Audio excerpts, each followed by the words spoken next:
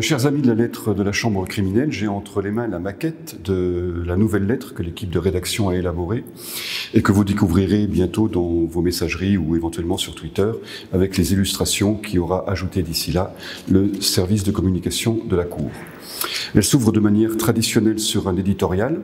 Un an après sa prise de fonction, le président de la Chambre criminelle a tenu à rappeler son engagement en vue d'une communication toujours plus étendue des décisions de la Chambre.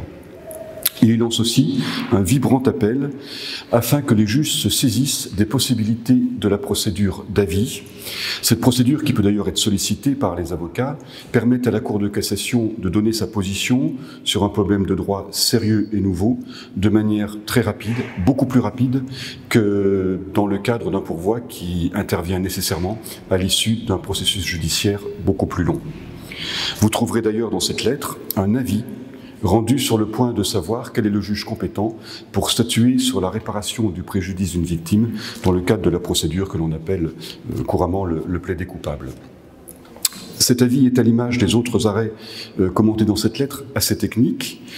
Ce sont des avis rendus, pour beaucoup d'entre eux, dans des problèmes de procédure, par exemple sur le rôle du juge en matière de mandat d'arrêt européen ou sur la manière dont un juge peut relever à l'audience une circonstance aggravante d'un délit qui n'a pas été visé dans la poursuite.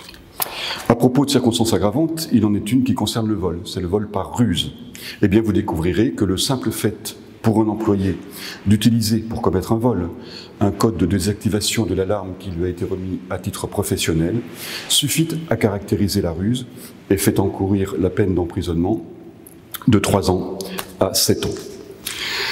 Signalons encore l'arrêt qui énonce les conditions d'application du procédé du client mystère. Ce procédé permet à certains agents de l'administration d'emprunter une identité pour rechercher la preuve d'infraction, notamment en matière de vente sur Internet. Ce procédé ne doit bien évidemment pas provoquer l'infraction, ni vicier la recherche de la preuve, dans la mesure où il ne doit pas constituer un contournement, un détournement de procédure. Notez que le hasard fait que la Chambre sociale a rendu également début septembre un arrêt qui concerne le recours au client mystère, mais dans le cadre des relations de travail, qui est évidemment un cadre très différent de celui dans lequel a jugé la Chambre criminelle. Mais je m'en voudrais bien sûr d'empiéter sur la lettre de la Chambre sociale, et je vous souhaite tout simplement une excellente lecture de la lettre d'octobre de la Chambre criminelle.